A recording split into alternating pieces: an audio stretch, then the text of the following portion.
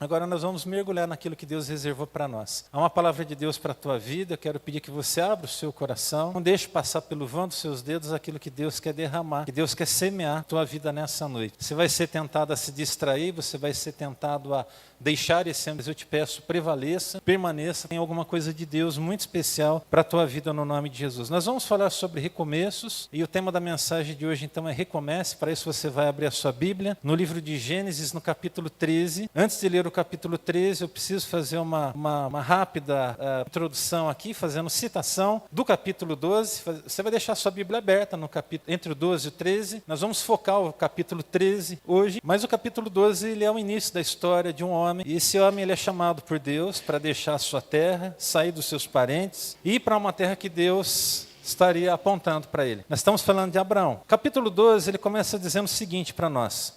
Então o Senhor disse a Abraão, Deus se revelou para ele, Deus conversou com ele. Saia da tua terra, do meio dos seus parentes, da casa do seu pai e vá para a terra que eu lhe mostrarei. Preste bastante atenção na ordem que Deus dá. Então o Senhor disse a Abraão, saia da tua terra, e está escrito o que na sequência? Do meio dos seus parentes, era para deixar a parentela, era para deixar. Não era para levar junto e não era para ter ninguém perto dele, era para deixar. Você vai sair da tua parentela, sai do meio dos seus parentes, da casa do seu pai e vá para a terra que eu lhe mostrarei. Aí vem a palavra de bênção. Eu farei de você um grande povo e o abençoarei. Tornarei famoso o teu nome, você será uma bênção. Abençoarei os que o abençoarem, amaldiçoarei os que o amaldiçoarem. Por meio de você, todos os povos da terra serão abençoados. Aí ele partiu e como lhe ordenara o Senhor, só que tem um detalhe, o verso 4 vai revelar para nós. E Ló foi com ele. Não era para ter ido, era para ter ficado. A gente não tem clareza se Ló se aproximou de Abraão, vendo aquele movimento de Deus na vida dele, se sentiu empolgado com o que Deus ia fazer na vida dele. A gente não sabe se foi o próprio Abraão que convidou Ló para estar junto. A gente não sabe qual foi a motivação que levou ele a estar junto, mas a questão é que o texto vai dizer que ele foi com Abraão. Abraão saiu de Harã então e o Ló foi junto. E aí o texto vai continuar discorrendo para nós, falando de um momento onde ele começa na presença do Senhor. No capítulo 12, versículo 7, diz, o Senhor apareceu a Abraão e disse, a sua descendência darei essa terra. Eu quero que você preste atenção agora. Abraão construiu ali um altar dedicado ao Senhor que havia aparecido. Essa é a primeira menção que a gente tem da construção do altar. Essa é uma referência muito especial. Daqui a pouco a gente vai voltar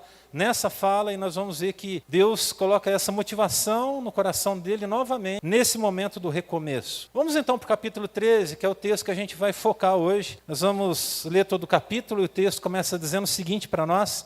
Gênesis 13. Saiu, pois, Abraão do Egito e foi para o Neguebe com sua mulher e tudo o que possuía. E o texto, mais uma vez, vai fazer menção. E Ló foi com ele. Abraão tinha enriquecido muito, tanto em gado como em prata e ouro. Abraão não era um coitado, ele era alguém próximo, rico. Era alguém muito abastado. Ele partiu do Neguebe em direção a Betel, indo de um lugar para o outro, até que chegou ao lugar entre Betel e Ai, onde já havia armado acampamento anteriormente, e onde pela primeira vez tinha construído um altar. Lembra da referência do versículo 7? Está aqui. Ali Abraão invocou o nome do Senhor. Verso 5. Ló que acompanhava Abraão também possuía rebanhos e tendas. E não podiam morar os dois juntos na mesma região porque possuíam tantos bens que a terra não podia sustentá-los. Por isso surgiu uma desavença entre os pastores dos rebanhos de Abraão e os de Ló. Nessa época os cananeus e os fariseus habitavam aquela terra. Então Abraão disse a Ló, não haja desavença entre mim e você, ou entre os seus pastores e os meus pastores.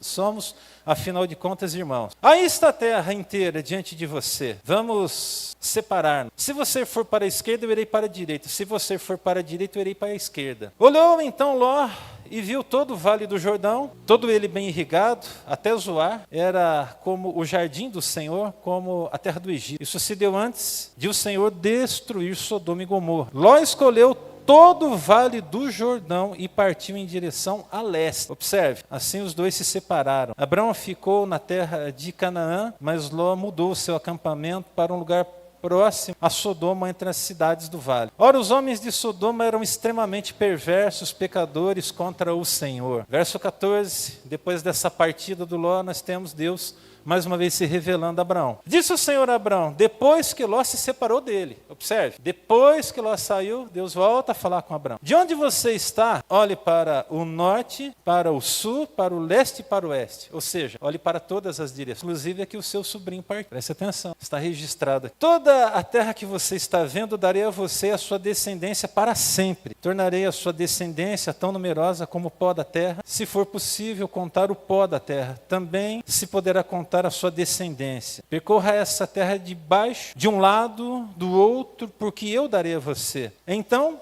Abraão mudou seu acampamento e passou a viver próximo aos carvalhos de Mamre, em Hebrom, onde construiu um altar dedicado ao Senhor. Amém? Nós já oramos, agora vamos conversar então sobre aquilo que Deus gravou no meu coração na sexta-feira para compartilhar com você. Muitos aqui estão nessa noite, estão vivendo um momento de começos ou recomeços. Eu sempre gosto de dizer que a gente sempre vai viver isso, começos e recomeços. Nós somos desafiados pelos começos e pelos recomeços. A grande questão é como vamos viver os recomeços da nossa vida. Nós temos muitas opções a respeito de como vamos vivê-los, mas precisamos ter ciência de que há um propósito e há um processo para vivermos os recomeços de Deus. Existe um grande poder nos recomeços. A nossa igreja é prova disso. A gente recomeçou e nós somos grandemente abençoados pelo Senhor. Recomeçamos por direção de Deus, por força de homens, vontade de homem. Foi por direção de Deus. Então, quando é assim, nós temos a bênção do Senhor. Quem sabe hoje, alguns de vocês que estão aqui, estão precisando, estão sendo chamados a viver um recomeço. Então, tem algumas propostas aqui, eu queria que você prestasse muita atenção no que você vai ouvir inicialmente. Depois, algumas lições com base no texto que eu quero repartir com você nessa noite. Mas quem sabe você precisa recomeçar falando menos. Sabe, às vezes a gente fala muito e deveríamos falar menos. Quem sabe você deveria recomeçar ouvindo mais. Ou quem sabe aconselhando-se com alguém que já está num patamar um pouco mais elevado de fé do que o que você está.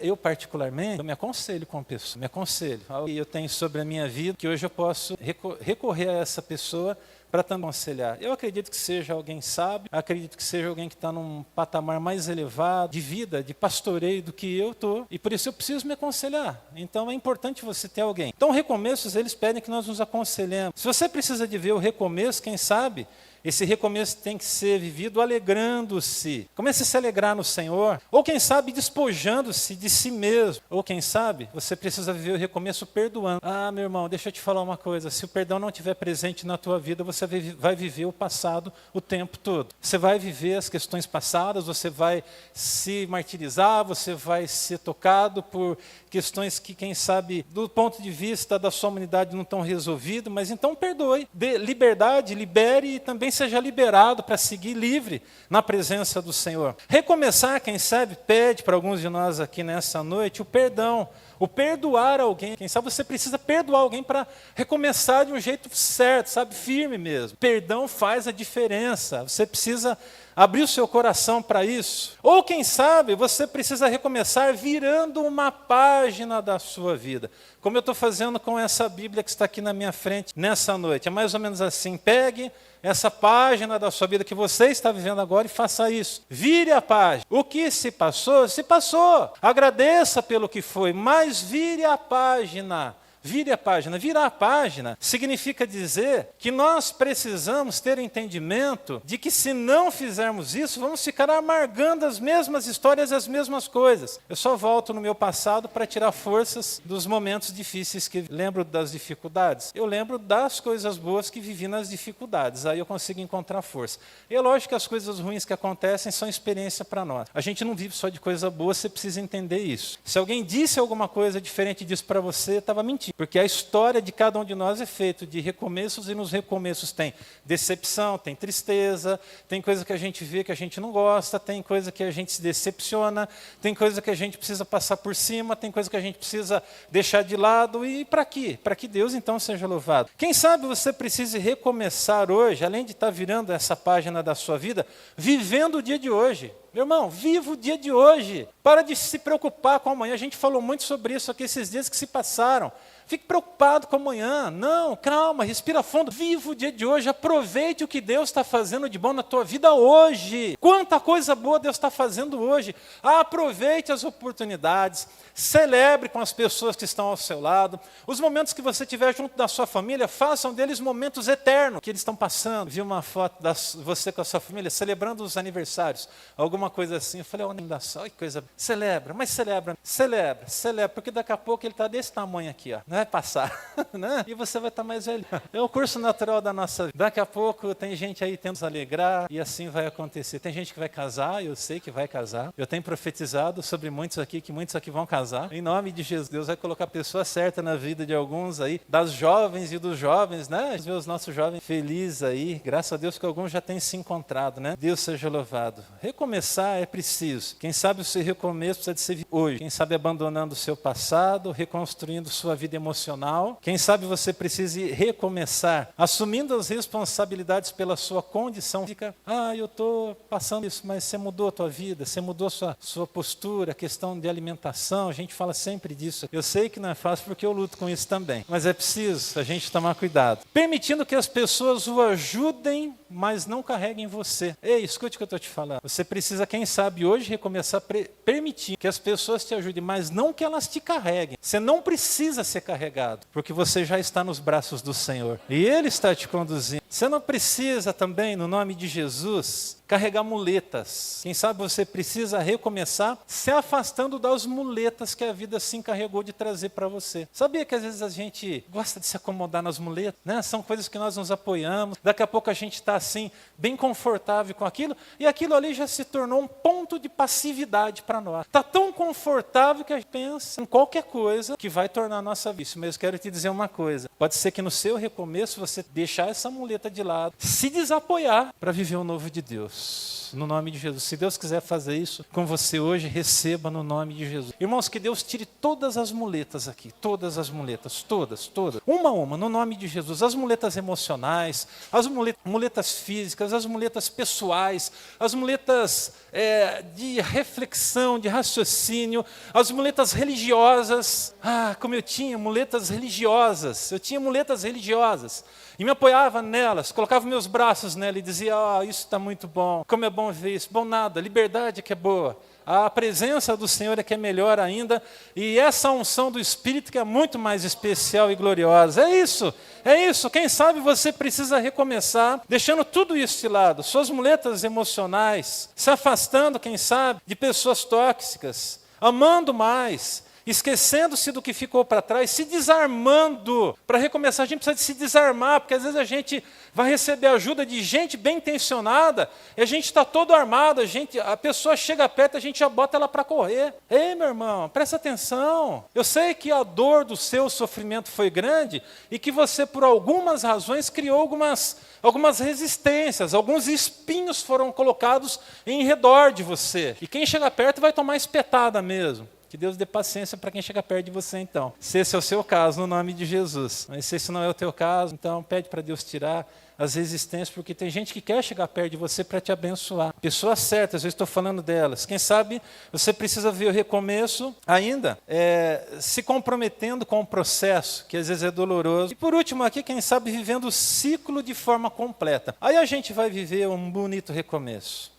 Hoje Deus está aqui para te dizer, recomece, no nome de Jesus. Recomece. Vira para a pessoa que está do seu lado e diga assim, é hora de recomeçar. Fala isso. Ô Mota, é hora de recomeçar. Marise, é hora de recomeçar. Maurício, é hora de recomeçar. Kelly, Mauricião, Naldo, é hora de recomeçar. Solange, é hora de recomeçar. Pastora Simona, é hora de recomeçar. Danilo, Lucas, é hora de recomeçar. Alexandre, é hora de recomeçar. Flavião, é hora de recomeçar. Vamos lá, gente. Falando sobre os recomeços, a gente não pode achar que recomeço se começa de qualquer jeito. Max Lucado disse assim, recomeçar não é um sinal de fracasso, mas de fé e coragem para seguir. Tem gente que acha que isso é coisa de fraco, mas não é. Acha que é voltar atrás. Não é voltar atrás, recomeçar é importante. E, irmãos, quantas vezes eu já recomecei e não me arrependo de nenhuma das vezes que pude recomeçar, graças a Deus, porque em todas elas eu vi a mão do Senhor. David Platt disse o seguinte, às vezes, recomeçar é a maneira que Deus usa para nos levar de um lugar mais pro fé, para ir mais. E o Tim Keller, ele vai dizer o seguinte, o recomeço é um ato de fé. Cada novo começo é uma chance para experimentar o amor e a misericórdia de Deus. É isso que eu quero encontrar na minha frente. O amor e a misericórdia de Deus sobre a minha jornada. Recomeçar desse jeito é bom demais. Amém? Deus está chamando algumas pessoas aqui nessa noite hoje, de maneira mais especial, para viverem o recomeço. Eu quero pedir que você abra o seu coração hoje. Hoje é o dia que Deus está te chamando para viver. Isso não é amanhã. Amanhã vai ser uma nova etapa, vai ser um novo desafio. Quem sabe é exatamente hoje, essa é a hora e esse é o dia do recomeço. A pergunta é o que fazer para recomeçar bem. Quero tentar trazer aqui algumas propostas com base no nosso texto. Quero pedir que você deixe sua Bíblia aberta no capítulo 13 de Gênesis, para a gente poder trilhar aqui alguns caminhos. Primeira coisa, para recomeçar bem, tudo começa com um altar. Amém? Irmão, há uma importância especial no altar. Bom, vamos lá, deixa eu tentar explicar. Quando nós pensamos em Antigo Testamento, nós pensamos no altar daquela perspectiva, onde era o local onde se sacrificava a Deus, apresentava os animais, o sacrifício, era feito pedido de perdão dos pecados, aquilo era oferecido a Deus, os animais eram queimados, e ali o sacrifício subia em forma de fumaça na presença de Deus, e Deus vinha com a sua graça sobre as nossas vidas.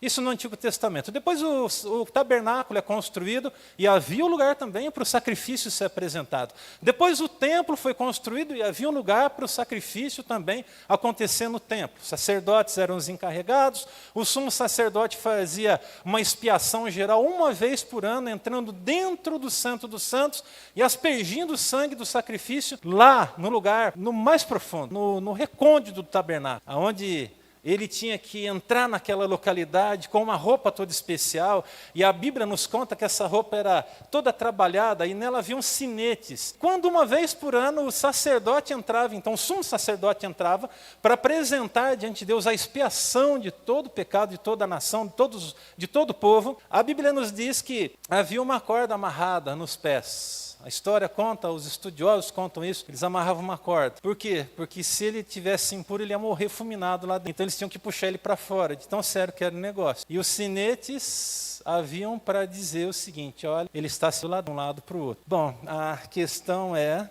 hoje, o altar, ele continua existindo, mas o altar está aqui.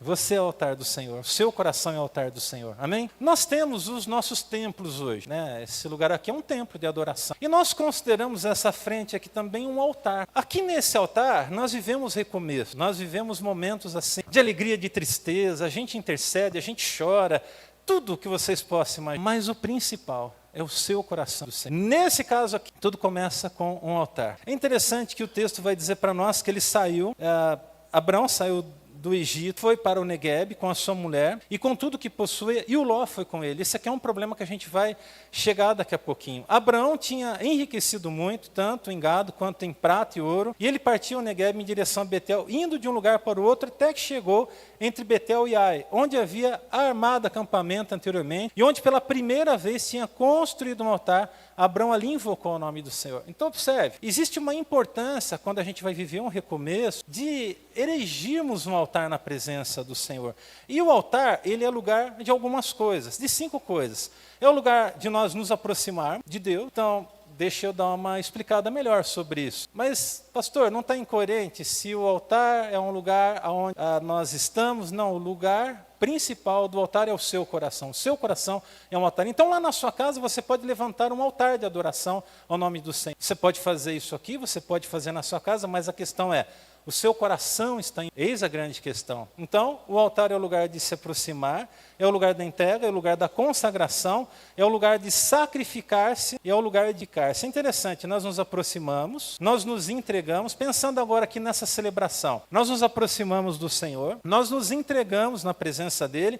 Haverá um momento no final desta palavra que eu vou pedir que você venha à frente, se você quiser viver um recomeço na tua história. E aí vai ser o lugar da entrega, o seu momento de entrega. Você vai vir com o seu coração e vai despejar ele aqui na frente, na presença do Senhor, nesse altar do Senhor. Você vai se consagrar a Deus, você vai apresentar o seu sacrifício também a Deus. Sua vida, você vai dizer, Deus, a minha vida está aqui, meu coração está aqui, a minha esperança está aqui, a minha expectativa está aqui, os meus sonhos estão aqui, a minha vida está. Você vai fazer isso no nome de Deus. E vai ser o lugar para você ser edificado. Então o altar é importante por tudo isso e muito mais. Quem não entende a importância do altar, a vida vai perecer. Entendeu bem? Quem não entende a importância do altar, perece. esquece. Você precisa entender a importância do altar na tua vida. Teu coração e os lugares que te aproximam de Deus. Pastor, você acha que existem lugares onde nós podemos nos aproximar de Deus? Lógico, esse aqui é um deles. Esse aqui é um deles. Alguns lugares que eu vou por aí afora são lugares que me aproximam de Deus, são lugares que eu tenho encontros com Deus,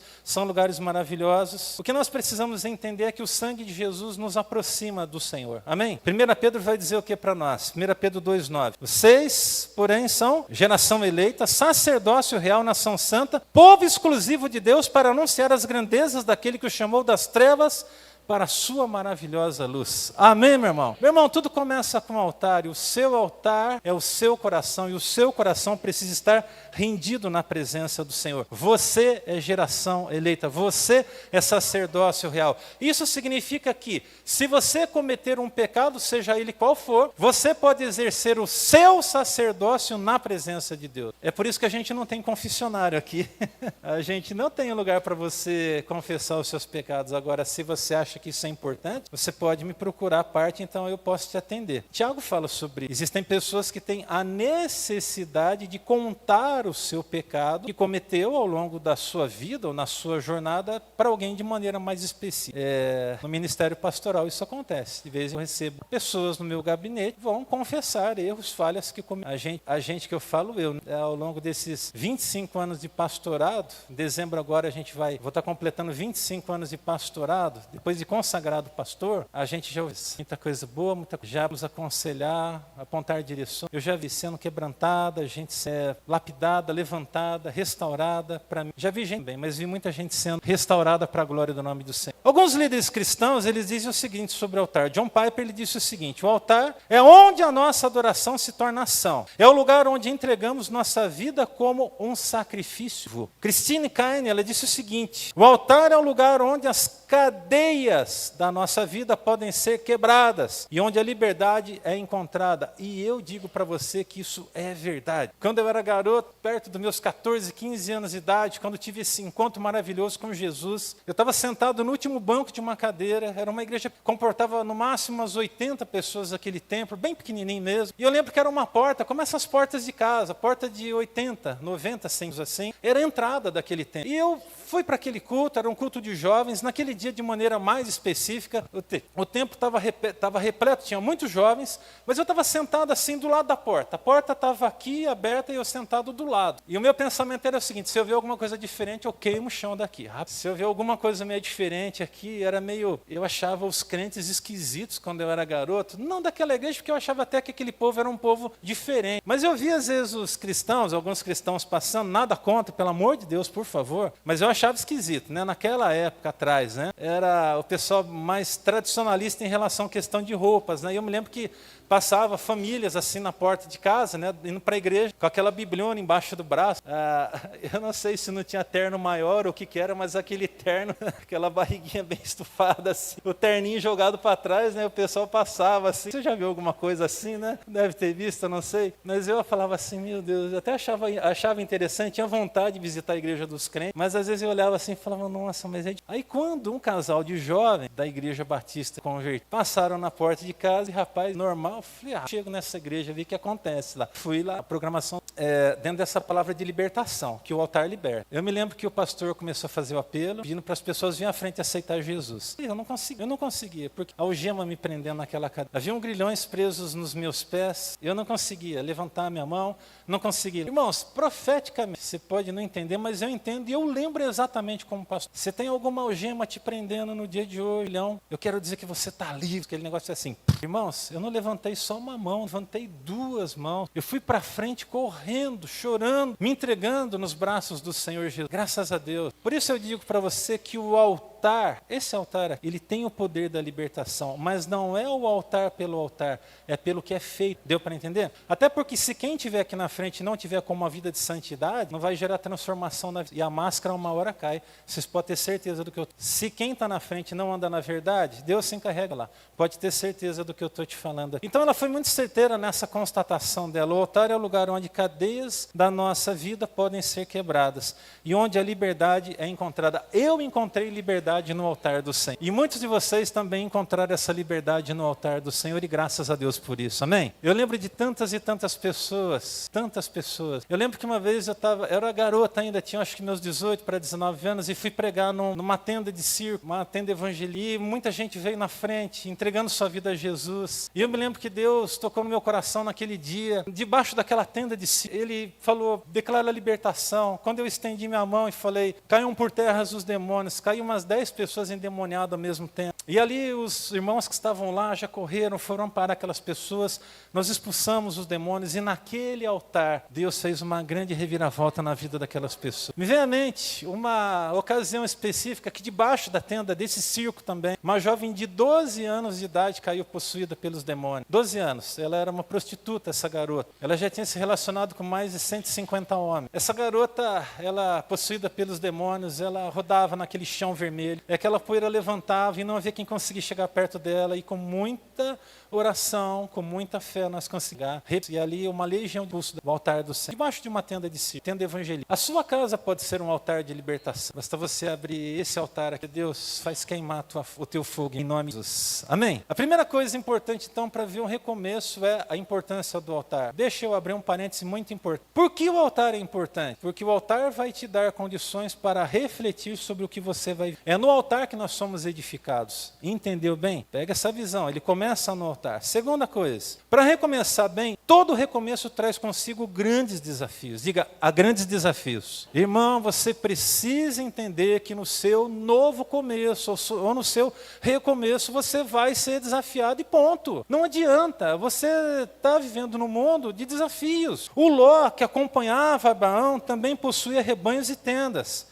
E o texto vai dizer para nós no verso 6 que eles já não podiam mais viver juntos na mesma região, porque possuíam tantos bens que a terra não podia sustentá-los. Olha o problema que acontece por conta desse crescimento exponencial que eles viveram. Verso 7. Por isso surgiu uma desavença entre os pastores dos rebanhos de Abraão e os de Ló. Nessa época os cananeus e os ferezeus habitavam naquela terra. Nos desafios que Deus tem reservado para nós, há dois tipos de pessoas que nós vamos ter ao nosso lado. Eu quero que você abra o seu coração, porque você vai ouvir agora. Primeiro, você precisa entender que algumas pessoas vão começar junto com você e elas vão seguir você. Diga amém por isso. Graças a Deus. Tem gente que vai começar junto e que vai seguir junto. Mas tem gente que vai começar junto e que vai precisar viver o seu recomeço. Ou seja, essas pessoas vão partir. Ei, abra os seus ouvidos para o que eu vou dizer. Isso é importante. Isso vai acontecer. Isso é normal que aconteça e você precisa entender isso. Agora eu quero dizer para você que os que seguem juntos, eles têm muitas características. Eu quero destacar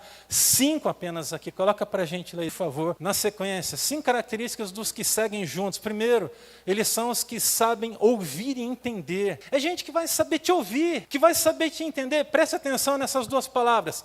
Ouvir e entender. Você pode me ouvir aqui nessa noite, tudo que eu estou dizendo, e sair daqui não tendo entendido absolutamente nada. Como é que eu vou ouvir e entender? A partir do momento que você tem disposição para isso. Se você bloquear o seu coração, isso tudo que vai ser dito aqui hoje à noite vai ser como nada na tua vida. E você não vai ser edificado. E você não vai ser abençoado. E você não vai sair daqui com, quem sabe, até uma boa impressão da palavra que foi ministrada. Mas se você ouvir, discernir os eventos em sua volta, aí você vai sair daqui abençoado. Bom, você já me ouviu falar, usar essa expressão muitas vezes. Eu quero hoje explicar ela. O que é discernir os eventos em nossa volta? Você vai ouvir eu falando isso muitas vezes. Isso se traduz em 2 questões tão importantes. Quando eu digo que é importante que você discirna os eventos em sua volta, significa dizer que você tem que ter um bom entendimento do que acontece nesse plano terreno, do que acontece no mundo. Deu para entender? Esse mundo espiritual,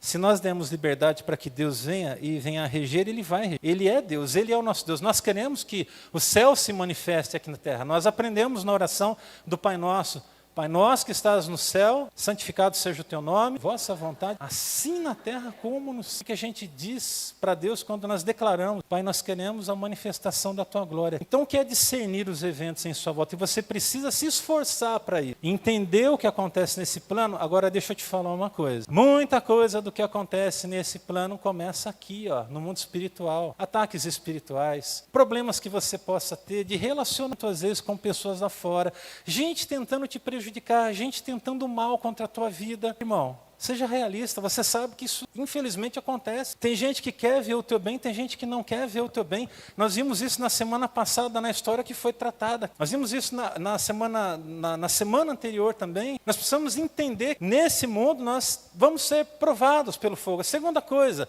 segunda característica, são cooperadores extraordinários. Nós estamos falando daqueles que vêm junto, que seguem junto, que vão seguir adiante, que vão desbravar e que vão viver o extraordinário de Deus. E eu espero que vocês sejam desses, em nome de Jesus. Esse amém não está muito amém de Betel, então eu pergunto, você será um desses desbravadores em nome de Jesus? Aleluia, que assim seja. Outra característica, coloca para nós, são sábios em suas palavras e leituras. Eles são sábios, eles falam o que eles quiserem dizer para você, mas eles sabem como falar, eles têm tato nas palavras, eles não simplesmente pensam uma coisa e já vão logo vomitando em cima de você. Não são pessoas também que vão ficar pisando em casquinha de ovos, mas são pessoas sábias nas suas palavras, são pessoas sábias nas palavras e que também são sábias nas suas leituras. É mais ou menos assim, ele sabe entender o que você está vendo. Por quê? Porque ele é espiritual. Amém? Uma outra característica tão importante, observe, são comprometidos com os valores do reino. Não são pessoas comprometidas com a visão de um homem, é com a visão do reino. Até porque se a visão do homem não tiver a visão do reino nela, irmãos, para que a gente está fazendo? Estamos perdendo tempo. Se for para a visão do homem, se for para o que o homem quer, se for para... Não pode ser. E por último, são os que darão apoio em dias difíceis. Amém? Diga graças a Deus. Eu tenho gente assim do meu lado. Eu espero que você tenha muita gente assim do seu lado, em nome de Jesus. Eu tenho gente desse jeitinho. Os que sabem me ouvir e entender, os que são cooperadores extraordinários, sábios nas suas palavras e leituras, comprometidos com os valores do reino e pessoas que dão apoio nos dias difíceis. Observe, algumas pessoas começam juntos e seguem juntos. Com Abraão foi assim. O que está acontecendo nesse momento? Está acontecendo que ele está com um problema diante dele. O seu sobrinho tem lá pastores que estão nos campos, misturado com os pastores e Abraão, e agora eles têm um atrito, tem um choque entre eles. Haviam crescido os rebanhos, e ali agora há um grande problema. E a questão é, surge uma desavença entre os pastores dos rebanhos. E nessa época o texto vai nos dizer que os cananeus e os filisteus habitavam naquela terra. Observe, há pessoas que começam juntos. Tinha gente que tinha começado com Abraão e quer seguir com Abraão, mas não todas as. Então, nós precisamos entender que outros vão começar, são até gente boa, são gente que a gente ama, são pessoas especiais, são pessoas que têm até o temor de Deus, mas elas vão seguir para os seus recomendados. E você tem que entender a importância de liberar. É preciso maturidade para ser maduro. Vai ter gente que vai começar com você, vai ter gente que não vai ter. É assim, deu para entender? Pode ser que você tenha começado e pode ser que você não tenha permanecido em um determinado lugar. Essa história aconteceu com muitos, comigo mesmo aconteceu. Só que ao partir, eu tenho que partir na certeza da bênção. Se eu parto na certeza da bênção de Deus, então eu vou ser abençoado. Se eu não tenho a bênção de Deus, aí a história complica. Entenda o seguinte, nessa noite, a promessa de Deus foi feita para quem que foi feita a promessa? Foi feita para Abraão, irmãos, não foi feita para Ló. Por que ele tinha que levar o Ló junto? Não era para ter levado, era para ter deixado Ló quietinho lá, com a família dele. Era para ele ter seguido sozinho, era para ter partido para o destino profético dele, muito quietinho. O que isso nos ensina? 3 coisas importantes. Primeiro, o que é profético sobre a sua vida se cumprirá especificamente sobre a sua vida e não sobre a vida do outro. Amém? Vamos lá. Há 3 semanas atrás eu fiz uma pergunta, eu quero reiterar essa pergunta aqui. Quem aqui tem promessa de Deus sobre a sua vida? Irmão, então fechou. Você fecha com Deus e acabou tudo. A promessa de Deus é sobre a tua vida, não é sobre a vida da tua esposa. A promessa de Deus é sobre a tua vida, não é sobre a vida do teu filho. A promessa de Deus, embora seja para a tua vida, muito provavelmente alcançará os seus. Mas você sabe que Deus te deu. E se você sabe que Deus te prometeu, você precisa ser maduro o suficiente para entender que vai se cumprir sobre a tua vida. Irmãos, vamos lá. Deus havia prometido uma coisa muito especial para esse homem, que ele seria pai de multidões. Os anos estão passando, nós já não estamos mais ali no início do capítulo 2, naquele momento da chamada, nós tivemos eventos que aconteceram até agora, a história aconteceu, os anos estão passando e a promessa da vinda do filho da promessa ainda não se cumpriu, só vai se cumprir lá na frente. E quando vai se cumprir, ainda vai ser de um jeito totalmente para quebrar todos os protocolos, porque quando Sara teve o seu filho, ela já estava com a idade muito avançada, 90 anos de idade. Do ponto de vista humano, impossível, impossível. A gente só acredita nisso porque a Bíblia registra isso, porque, de verdade, alguém aqui já viu uma mulher de 90 anos dando luz? Já ouviu falar nos tempos atuais? Não, a gente crê porque está na Bíblia e porque nós cremos pela fé na palavra de Deus. É por isso que nós cremos. Promessa, cumprimento de promessa. Entenda, se Deus tiver que mover os céus e a terra, se Deus tiver que mover as águas, se Deus tiver que mover as montanhas, para que a promessa se cumpra sobre a sua vida, ela vai se cumprir. Ela vai se cumprir. Não tem demônio, não tem homem, não tem ninguém que possa impedir você de receber e de seguir no cumprimento daquilo que Deus prometeu para você. Uma segunda coisa importante: ninguém pode mudar o propósito de Deus diante das promessas feitas a você. Ninguém vai mudar. Ninguém vai mudar os propósitos de Deus. Ninguém vai mudar. Se Deus prometeu, fica firme. Irmão, não vacila, não desanima, não perca o foco, mantenha o seu coração alinhado, se entrega, se comprometa, diga: Pai, eu estou aqui, eu continuo crendo. Mas há uma outra coisa tão importante: o melhor caminho é o caminho do discernimento, porque no discernimento a gente vai conseguir entender tudo isso que acontece em nossa volta. Agora, como é que eu posso alcançar o discernimento? Para entender as coisas, lembra dos eventos em minha volta? O que acontece nesse plano, o que acontece no plano espiritual? Como que eu vou discernir o que acontece nesse plano e o que acontece no mundo espiritual? Você precisa pedir a Deus discernimento. A partir de hoje, comece a pedir discernimento. Sabe por quê? Porque tem gente que se aproxima de você com segundas intenções. Fique esperto. Se liga, irmão. Se liga. Fique esperto. Tem gente que está doido para dar um chapéu em você. Você tem que ficar muito atento, sim. Você precisa abraçá-los e assumir a sua postura elevada de discernimento. Quem tem discernimento tem que deixar algumas coisas para trás. E como a gente tem que deixar coisas para trás? As coisas que nos atrapalham, nossa fraqueza espiritual, nossa meninice espiritual, a gente tem que lançar para muito longe. Entenda o seguinte: se você diz que tem discernimento, então você precisa demonstrar isso no seu estilo de vida. A gente fala, né? Eu tenho discernimento. Você tem, você não precisa falar. Primeira coisa, se você tem, você não precisa falar, porque as suas atitudes, elas vão dizer se você tem ou não discernimento. 5 pessoas, pelo menos, para dizer. Quando você entende assim, aquela pessoa tem discernimento. Quando você diz que alguém tem discernimento, o que você consegue enxergar? 5 pessoas, vamos lá. 5 pessoas, rapidamente. Quando você fala assim, essa pessoa, ela tem discernimento. O que você consegue enxergar nela? O que caracteriza isso? Só, ela identifica o mal. Ela sabe o que é bom e o que é ruim, o que é o bem e o que é o mal. Ela identifica. É a principal chave do discernimento, é saber o que é o bem e o que é o mal. Vamos lá, o que mais? Maiara, fala um pouquinho mais alto, por favor. A pessoa tem a astúcia da serpente e a simplicidade da pomba. Palavras do Senhor Jesus. Tem discernimento, precisa de ser esperto como uma serpente e simples como uma pomba. O que mais? Vamos lá, mais 3 pessoas, rapidamente. Sensibilidade. 2. Oi? Ela foge do mal. O que mais? Fechar. Mais alguém? Sabedoria. Uma pessoa sabe. Você concorda com tudo isso? A gente consegue enxergar, discernir. Então é um tipo de gente que a gente precisa ter do nosso lado. Vamos lá, gente. Para recomeçar bem, siga o caminho da paz. Decida viver a paz. Observe, verso 8. Então Abraão disse a Ló: não haja desavença entre mim e você, ou entre os seus pastores e os meus, afinal somos irmãos. Deus nos chama para sermos promotores da paz. Posso ouvir um amém sobre isso? Promover a paz significa que em algum momento você vai precisar abrir mão do seu direito. Por quê? Para que a paz se estabeleça, para o louvor do nome do Senhor. Observe o que diz Provérbios 12, vai dizer o seguinte para nós: o engano está no coração dos que maquinam mal, mas a alegria está entre os que promovem a paz. Amém? Graças a Deus. Seja um promotor da paz. A pergunta que eu faço nessa noite para cada um de vocês é: vocês têm promovido a paz? Vocês têm procurado promover a paz? Têm procurado,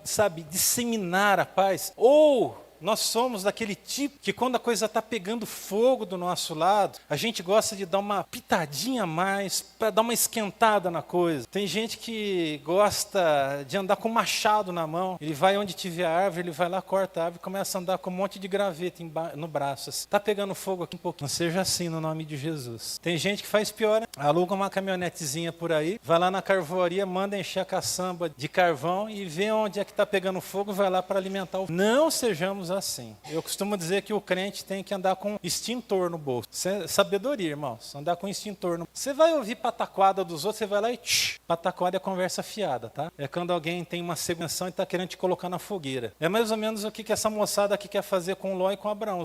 Os pastores estão lá quebrando pau no campo e agora a conversa chegou. E o problema tinha que ser resolvido.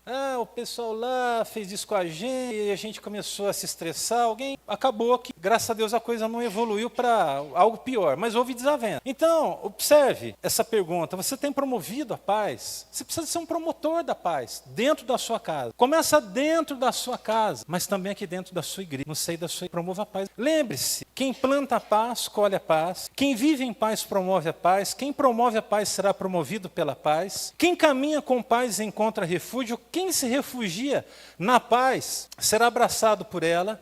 Quem abraça a paz será engrandecido, e quem é engrandecido pela paz vive o extraordinário. O que precisamos entender é que para alcançar a paz, nós vamos precisar passar por cima do nosso. Alguém aqui chamou o outro para conversa, e foi Abraão. Falou, vem aqui, vamos sentar, vamos conversar, nós precisamos de acertar esse negócio, não está bom. Você está vivendo alguma situação conflitante? Chama para conversa, irmão. Hoje, demora não demora, porque se você demorar para resolver a situação, a coisa pode ficar feia, pode chegar a um ponto de agressão, e não pode acontecer isso com você como servo de Deus. E vai dizer que o servo de Deus não é tentado a dar um chega para lá no outro quando a coisa fica... Eu não é, irmãos, vamos lá. Nós temos os nossos temperamentos, nós temos o nosso jeito. Tem gente que, por crente que seja, ainda está naquela pegada do velho mundo. Eu não gosto de levar desaforo para casa. Deixa eu te falar, você vai ter que levar desaforo para casa como filho de Deus em algum momento. E você precisa de respirar fundo, porque esse é o caminho que vai agradar a Deus. Não queira ter a razão em tudo, não queira ser o dono da razão em todas as coisas. A Bíblia vai falar algumas coisas para a gente sobre a paz no provérbio. Esses dias eu estava ouvindo o livro de Provérbios, e eu comecei desde o capítulo, ouvi todo o livro de Provérbios. Sempre eu gosto de ler ou ouvir Provérbios. Esses dias atrás, um dia, acho que uma segunda-feira, coloquei lá no meu alguns bons. O dia estava em viagem, coloquei a Bíblia para escutar, foi até o Salmo, numa viagem, de 1 até 5. Faça isso, abra a sua Bíblia em Provérbios e comece a ler, você vai ter muita sabedoria. E o Provérbios, o livro de Provérbios, ele traz pensamentos sobre a sabedoria. Eu quero destacar 4 provérbios apenas. O primeiro deles é o Provérbios 3:17, e ele aponta para um caminho maravilhoso a nós. A paz é encontrada no exercício da sabedoria. Todos podem ler o texto que vai ser projetado aqui, por gentileza? Todos vão à sua voz? Vamos lá? Os caminhos da sabedoria são caminhos agradáveis, todas as suas veredas são paz. Graças a Deus por isso. Então a paz é encontrada no exercício da sabedoria. Quer ter paz na tua vida? Peça a Deus sabedoria. Se alguém tem falta de sabedoria, peça a Deus, nos diz Tiago. Segundo, a paz promove saúde. Que coisa boa, ter saúde a partir da paz. Antes de ler o texto, eu faço aqui uma pergunta. Alguém aqui já ficou doente por causa de uma situação estressante na vida? Eu já, acho que, se não todos, a grande maioria. Olha só o que a Bíblia nos diz. Os caminhos da sabedoria, outro texto, isso. O coração em paz dá vida ao corpo, mas a inveja apodrece os ossos. Deus nos livre da inveja, nos livre das pessoas invejosas, né? Daqueles que olham assim para você, é doideira. Deus te livre que ele inveja. Deus mande para longe de nós esse tipo de nome, que as pessoas possam se alegrar de verdade, tem conquistado na sua vida. Ter tudo não significa ter paz. Provérbios 17 diz, melhor é um pedaço de pão seco com paz e tranquilidade do que uma casa onde há banquetes e muitas brigas. Já tive nesses dois contextos, fartura e quebra-pau, e tendo arroz e feijão e arroz com...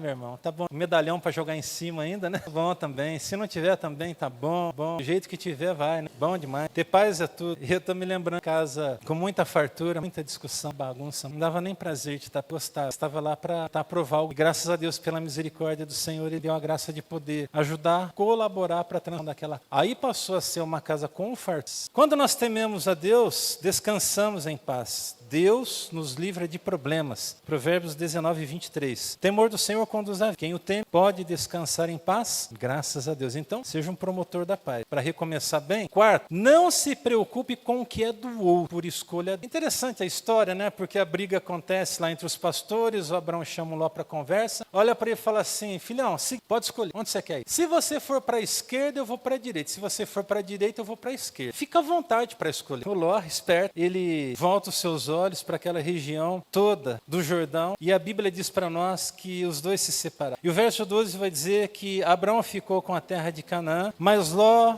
mudou o seu acampamento para um lugar próximo a Sodoma, e essa foi a sua grande tragédia, a sua grande derrota. Entre as cidades do vale. Agora tem um detalhe importante, o verso 13 diz para nós, ora, os homens de Sodoma eram extremamente perversos e pecadores contra o Senhor. E ele vai morar exatamente nessa. Tente entender o seguinte: o âmbito espiritual das proximidades daquela cidade era um ambiente espiritual muito carregado. Era um ambiente totalmente pervertido, eles eram sodomitas, e quando usa-se essa expressão sodomita, é aquele conceito do sexo com animais, com homens e mulheres ao mesmo tempo. É uma bagunça, uma generosa depravação. É isso. E eles eram depravados. Quando a gente vai lendo um pouquinho mais a história, a gente vai descobrir que quando os 2 anjos foram lá para visitar o Ló, ele estava onde? Dentro lá da cidade de Sodoma. O que os homens da cidade tentam fazer? Se relacionam. Eram homens perversos, eram homens maldosos. E aí Deus vem, através daqueles anjos, cegam aqueles homens e o livramento de Deus vem. Bom, uma palavra queimou no meu coração essa semana. E a palavra foi assim: dê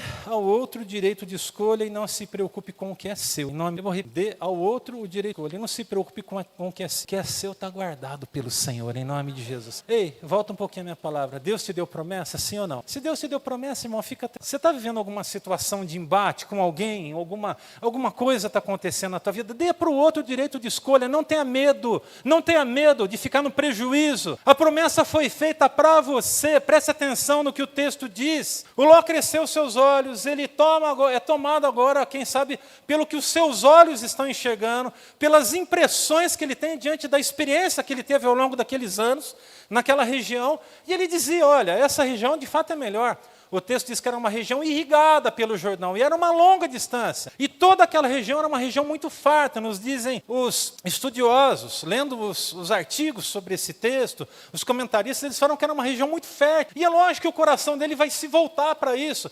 Do ponto de vista humano, Abraão está tomando um baita de um chapéu, mas do ponto de vista humano. Porque o que vai prevalecer sobre a vida dele é o ponto de vista de Deus. E o que vai prevalecer sobre o chamado de Deus sobre a tua vida é o chamado de Deus sobre a tua vida. É o ponto de vista de Deus sobre a tua vida. Então, eu te peço, dê ao outro o direito de escolha. Não ache que você vai sair prejudicado. Deixa a coisa acontecer. A gente é pego muito por aquele senso do que é nosso. A gente fala assim, não, isso aqui é meu, eu não abro mão. E a gente quer lutar, a gente quer brigar, isso aqui é meu, e é porque eu conquistei, porque eu sei que tem coisa que você conquistou, tem coisa que você não pode abrir mão. Eu não estou dizendo que você tem que abrir mão de tudo. Ele não está abrindo mão de tudo, ele está dizendo o quê? Ele está dizendo o seguinte: se você for para um lado, eu vou para o outro. Mas o que é meu, eu quero. Deu para entender?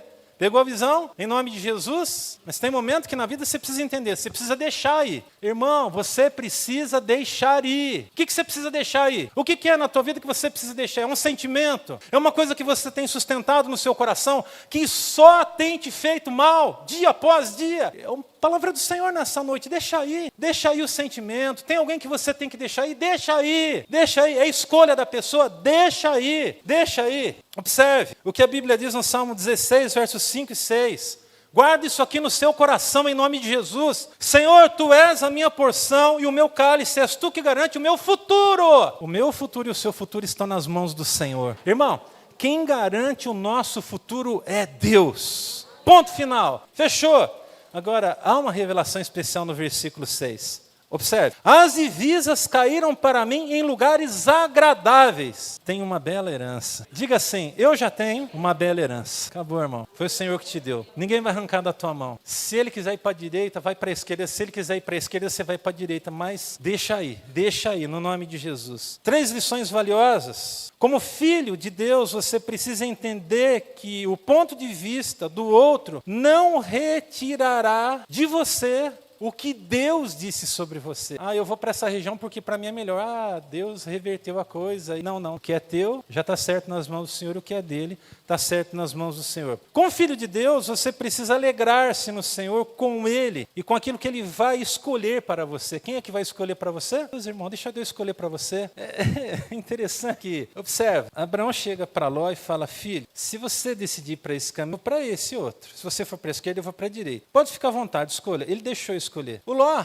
abre os seus olhos, como eu disse, e enxerga que o melhor seria aquela região do Jordão. E era muito grande. Mas quem estava motivando o coração do próprio Ló para fazer essa escolha era o próprio. Sabe por quê? Porque a promessa de Deus sobre Deus não vai te decepcionar. Em nome de Jesus. Vire para a pessoa que está do seu lado e diga assim: Deus não vai te decepcionar. Danilão, Deus não vai te decepcionar. Ana, Deus não vai te decepcionar. Em nome de Jesus. Lucas, Deus não vai. Pastora Sueli, Deus não vai. Sérgio, com Deus não tem decepção. Dani, com Deus não tem decepção. Jesus. Vera, seu Cícero, esposa, Deus não tem decepção. Amor requer sacrifício. Muitas vezes o sacrifício é o direito de escolha. Não esquece disso. O que é seu é seu. É promessa de Deus, vai se cumprir sobre a tua vida. 3 palavras sobre esta verdade. Primeira palavra do Charles Swindoll. Ele disse: a verdadeira grandeza muitas vezes se revela em nossas escolhas generosas, mesmo quando isso significa deixar ir. Que você precisa deixar ir da sua vida? Quem você precisa deixar ir da sua vida? Hoje é dia de você abrir mão, irmão. É para isso que Deus te colocou aqui hoje. Para abrir mão, para deixar ir. E para você seguir o seu caminho. Sabe por quê? Porque a promessa de Deus continua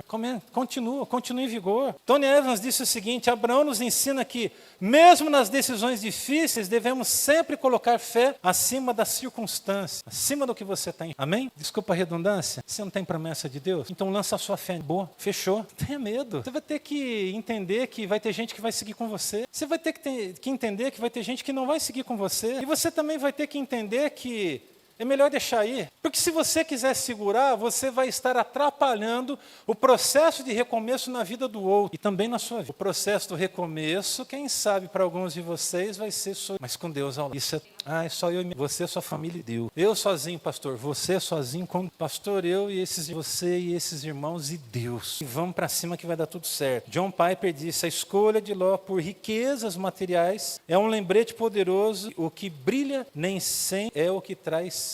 Cuidado, você está achando que é o seu ponto de vista. Cuidado, abre os seus olhos, por favor, abre os seus olhos. Tem gente que está fazendo a aliança errada aí. Ei, presta atenção, cuidado com as alianças que você está fazendo. Aliança que não é. E você vai precisar discernir os eventos em sua volta, ou seja, traduzindo novamente o que está acontecendo nesse plano, mas no espiritual. Tem aliança que, se você fizer, vai te comprometer para o resto da tua vida. Tem aliança que, se você fizer, vai arruinar a tua fé. Tem aliança que, se você fizer, vai te jogar para baixo. Tem aliança que, se você fizer, não vai acrescentar uma vírgula na tua história. Pelo contrário, vai subtrair muito, muito. Então, me permita mais uma vez, aqui, com todo o meu coração, dizer: repense as suas alianças. Repense. Que você não pode dar a mão, não. Não dê suas mãos para pessoas erradas, porque elas podem te arrastar, elas podem te puxar, elas podem te fazer naufragar, elas podem te prejudicar. Cuidado com as alianças. Eu sinto de reenfatizar isso. Mas é uma outra palavra importante, e a gente vai finalizando aqui. Para recomeçar bem, ouça atentamente a voz de Deus que brada a seu respeito. Eu acho lindo isso. Ele libera o Ló.